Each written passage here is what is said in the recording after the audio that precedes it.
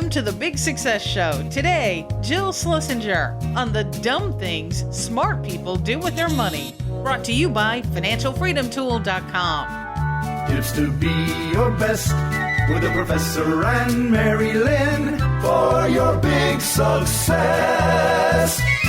We're thrilled to have Jill Schlesinger with us today. She's an Emmy-nominated and Gracie Award-winning business analyst for CBS News, a weekly guest on NPR's Here and Now, and a certified financial planner. She also writes a weekly syndicated column called Jill on Money and serves as the host of a nationally syndicated radio show and podcast of the same name, Jill on Money. I wish Jill had something to do. I know, right? I am so boring. I don't know how she has time, but Jill is joining us today to talk about her new book. Yes, she has time to write a book, too, called The Dumb Things Smart People Do with Their Money, 13 Ways to Right Your Financial Wrongs. Welcome to the Big Success Show, Jill. Thanks for having me. Great to be with you. I feel, Jill, like I'm at least 180 degrees different than part of the title of your book. Why is that? The dumb part. I mean, the smart part. No, I'm not sure. See, that's the point. So here's the question. Where we want to start is, what's wrong with the average smart person trying to time the market? Oh, it's just such a classic mistake, and I love it because it just kind of calls into question everything that you think should be right with the world. Like, if I have all the information, I should be able to make a great decision about when to get in and out of the market or a particular stock or a position. And, this is really kind of an interesting thing because when you consider what market timing requires, it's really two perfect decisions. So let's just say that you were so smart and last September you figured out, I am going to sell and get out of the way. I'm selling the all-time high in the stock market. Brilliant, right? Yep. And maybe you will have. Except then you got to figure out how you're going to get back in. When are you going to get back in? And I do think that the idea of the executing two decisions so perfectly is nearly impossible. It is why all of the analysis and all of the sort of intellectual deep dives into the topic show that really very few people can time the market over the long haul and consistently. I learned as a student when I was getting my degrees, and now I teach entrepreneurial finance at the University of Illinois, best school in the world. But I learned every single finance professor I know does not try to time the market. The bulk of their portfolio rides with the market, rides up, rides down. Right. I mean, it's sort of interesting that it's almost as if we so desperately want to believe that someone does have the magical solution that we sort of want to hand over. So I find that it's less that individuals will do this as much as that, well, my guy or my financial gal has the knows when. And that's also a fallacy because you just can't know that. And even when you think about what Warren Buffett wrote in an annual letter a couple of years ago to his heirs, hey, listen, when you inherit the money, put 90% in a S&P 500 index fund, put 10% in bonds, and go to sleep at night. Great advice. Yeah. Well, Jill, not only do you consistently offer solid advice, but you're so authentic. And I think it's pretty incredible in this book that you point out a mistake that you made in the stock market in the early 2000s. Can you tell us about that? Oh, gosh. It's really nothing less than spectacular to flame out in public. And that's pretty much what happened to me. I was an investment advisor as a CFP. I was in practice for 14 years in New England. And I had a lot of clients. But one of the things that I did was I wrote a column in the local newspaper. And, it's one of these towns where kind of everyone read the local paper, so people knew who I was. And what I wrote about kind of into the late 90s, and I also was hosting a radio show at the time, I had said pretty forcefully, gosh, this technology bubble, it's getting beyond anyone's wildest imagination. This was when we had companies just rising in value every single day, and people were quitting their jobs and day trading. And, for you youngsters listening, it was sort of like the beginning of Bitcoin, but on a much larger scale. And what I realized was that I was not comfortable And so I said, I think early 2000 said, I'm getting out. And I meant getting out of technology stocks, not out of stocks altogether. Mm. And so I became almost like an instant celebrity. Like people, like someone put me on television because they were like, "Oh, I heard your radio show like a couple months later, and like you're so smart and you're so great." And you know what happens when people tell you that? You say, "Oh, yes, I am. That's so true."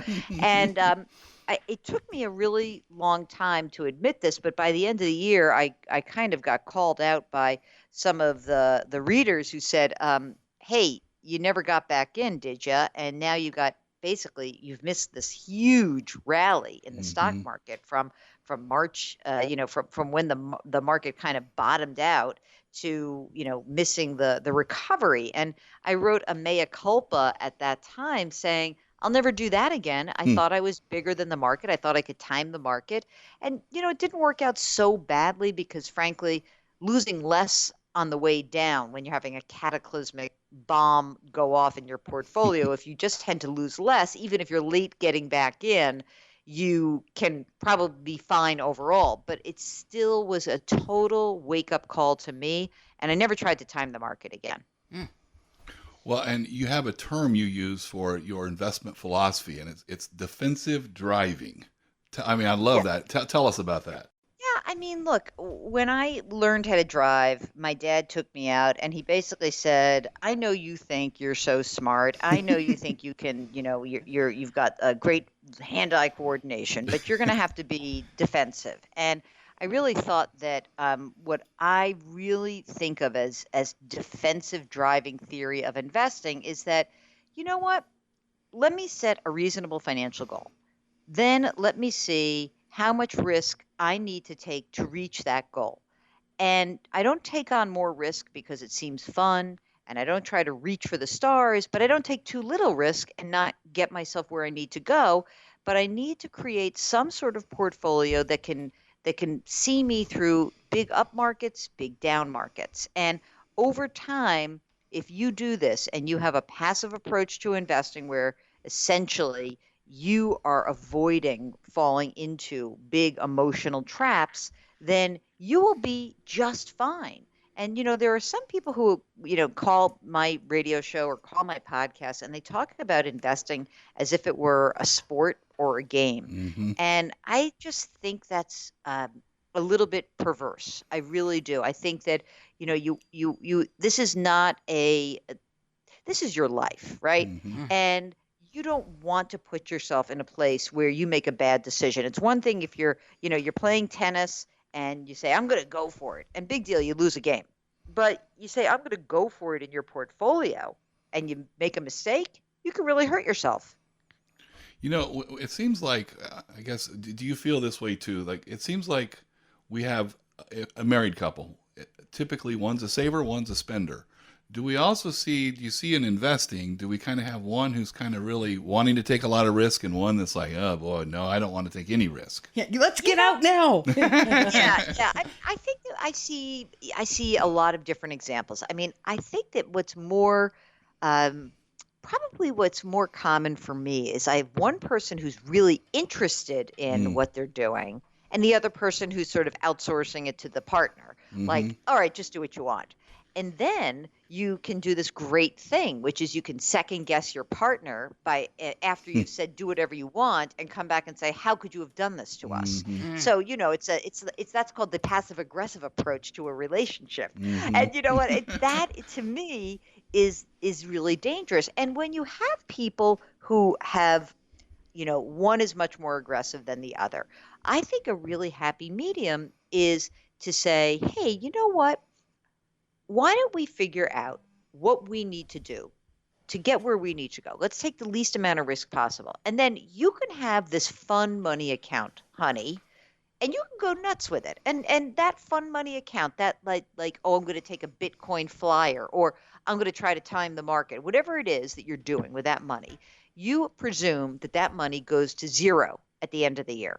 So, and then you have, if it does go to zero, okay, that's a bummer. But it doesn't impact your financial plan. And for most people, that fund money account should be no more than about 5% of your total invested assets. So you got $1 million, go play with 50 grand. And if you feel comfortable losing 50 grand at the end of the year, then I'm cool. Just go do it. But don't be putting the entire financial stability or the financial plan at risk because you want to get your yayas out when you should be going on a riverboat and playing craps. That's a great example. That was a great line. And coming up, Jill tells us why renting a home isn't just throwing away money. Right after this message from our sponsor, financialfreedomtool.com. Plenty of money for life. Do you feel doubt when making money decisions? Let the Financial Freedom Tool be your decision-making guide 24/7, 365 days a year, so you can make your next money moves with confidence. Learn more at financialfreedomtool.com. We're talking with Jill Schlesinger about her new book, The Dumb Things Smart People Do with Their Money, 13 Ways to Right Your Financial Wrongs. So, Jill, when it comes to buying a home, how can we be smart about knowing when it is or isn't time to stop renting? I think this is the funniest topic to me because I go on television and I just did a segment this past week and I got flooded with emails from people who said to me, like, my parents are really pushing me to buy and I feel so much pressure, but I can't afford to buy. And, in this country, I understand that home ownership had become the cornerstone of someone's financial life. Now, and the American dream, right? I mean, it's yes, it's absolutely. built right in, right? And I think that I understand that, but boy, times have changed quite a bit. And so I'm not anti-ownership. Someone called me from the National Association of Realtors and said, stop talking about renting. So it's like, I said, I'm not anti-home ownership. I love that, people can buy it. What I'm anti is people making a knee-jerk decision. So I always start with a very boring piece of advice, which is run the numbers. Find out whether it's better for you to be renting for this period of time, or is it better for you to own? Do you know the fastest growing segment of renters right now are people in their 50s and 60s? And I find this fascinating because I found when looking at some of the data that I'm sure that many people looked at the big, huge housing boom and bust and saw friends, relatives, they saw that the equity in their homes just vanish in front of their eyes. And I think a lot of people today are saying, maybe I should sell my house. I'll keep that liquidity. I'll keep that money in a nice big pile. It could generate some income for me. And let me see what I'm going to do next, that I don't have to run into the next phase and buy something. And that is also true for the younger kids out there. And they're saying, well, I just saw my parents get killed in the Great Recession, and housing was the beginning of it. So maybe I'll just keep renting for a while. And clearly, we know that the average home ownership of the first-time home buyer is increasing. A lot of that has to do with hangover from the recession. It also has to do with a lot of student loan debt. So I don't think that owning is better than renting or renting is better than owning. I just believe that we need to be more thoughtful when we consider which path we're going to take. Well, you always hear, stop renting. You're just throwing money away. And so like with my students, I say, well, if you don't pay cash, you're going to rent. You're going to either rent the place you live, or you're going to rent from the banker. You're going to rent money on which you pay interest. So, you can't escape renting in one way or the other. Yeah, I think that's a wonderful way to put it. And I even think of it more simply that you're not throwing money out the window. You are buying opportunity. And I like having opportunity. Absolutely. And so I was out in the Bay Area a month ago, and I spoke to a number of 30 and 40-year-olds who asked me, how can I manage buying a house here? And I would listen to their stories and hear how much they earn. And I'd say, you can't. You can't afford to buy $1.5 million place because your income will not support it. And I'm throwing money down the drain. Are you saving any money? Are you in a rental situation that allows you to max out your retirement account? You're putting money also in a Roth. Like, it doesn't sound like you're throwing money away. It sounds like You have flexibility now. And if you were offered a job in Austin, Texas, you wouldn't have a house you had to worry about. You could just go and be and free and easy and take you where you need to go next. So I love the idea of having flexibility and opportunity. And that to me is what a renter has. What I also hear you saying that I don't think I've ever heard this before or thought about this before, but in a way, the problem is that we're making this decision in isolation instead of including all the other facets of our life as part of it. Yeah, I think that that's exactly right. And sometimes when you scrape up all the money available, all the possibilities, and you look at what's ahead of you, and then you say, oh, well, now that I own this house, I can't put money and save for retirement, or I can't invest in a 529 plan for my kid. Now, I know there's a certain amount of stability that fixed payment of that mortgage principal and interest can deliver. But you know what? Property taxes can go up and rents can go up and your homeowner's insurance can go up. And of course, the evil home maintenance, as somebody who is a homeowner myself, I just know that every single year something comes up and you're not prepared for it. So I think that if you can really try to take the, pen to paper and say, what is it that I'm going to give up by owning this house? Can I still afford to stay on track with my other financial goals? Then sure, go ahead and do it. Another big life event is retirement. A lot of people are putting it off. The headlines are not good. Americans aren't ready for retirement. And you address this in your book. So what's something dumb that smart people do when it comes to retirement?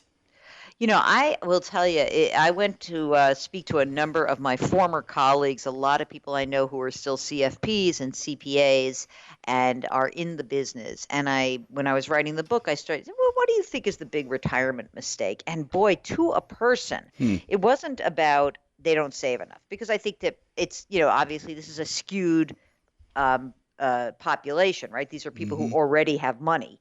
But of the people who have money, the big mistake that each advisor talked about was these people are spending too much money early in their retirement, not realizing how much longer they're going to live. Now, I know what happens to you because we've all been through this. You say, oh, I'm not going to be like Joe. I worked with Joe. He worked his fingers to the bone. He killed himself. He retired when he was 66 and he dropped dead a month later. And that's not going to happen to me, right? And that's the story you tell yourself because we're emotional, right? The whole point of my book is that you are guided often by your emotions, right? And that emotional pull to say, like, I don't want to be the person, I don't want to be the woman, the man who kills himself throughout this work life not to be able to enjoy it. Okay, that is a possibility for sure. But also, it's a possibility that you spend a chunk of your money traveling the world, having a great time, and lo and behold, by the time you're 72, you don't have enough money to live the life you want to live. So I think the critical issue when it comes to retirement is that the people who I'm talking to, they do understand this idea that they should save. If they're not saving, it's because usually they can't save. But if they are saving, what I really want people to be more thoughtful about is, what's that retirement going to look like? How are you going to spend your days? What do you really imagine is going to be the next step? If you don't know what you want to do next, I'll tell you what, keep working because it's better to earn money. And, everyone hates when I say this, and I get people at work tell me this all the time. My standard response is kind of like what my mother used to say, like when I said I don't feel well, she'd be like, drink some water. And I usually say, if someone says, I want to talk to you about retirement, and I'll say, work longer. And there are some jobs where you can do that, and there are some jobs where you can't. I just think that if you really have not been thinking about what is next, leaving your position can be really dangerous because you may find that you actually really like to work, and it may be really cool to run your retirement numbers and say, oh, you know what's so great? I feel better about walking into work every single day knowing that I could basically give my notice at the end of that day. You become a much happier employee, I promise you.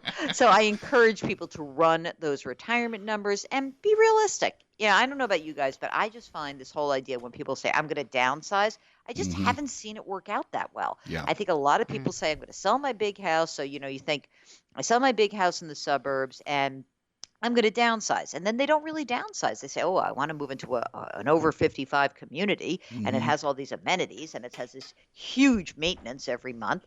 And at the end of the day, you say, after I paid my taxes and did everything, I didn't really downsize. Yeah. So be careful with those assumptions.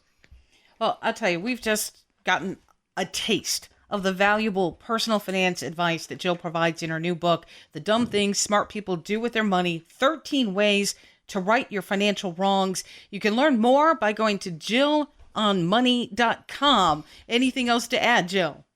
I am just so delighted that I got the chance to write write the book, because it's really based on all the people who have listened and watched me over the last dozen years or so, really more like 30 years since I've been doing this. So I'm very appreciative of the people who are out there. Just remember, you are not programmed as a human being to make wise financial decisions. It's like Roger Rabbit. You're not bad. You're just drawn that way.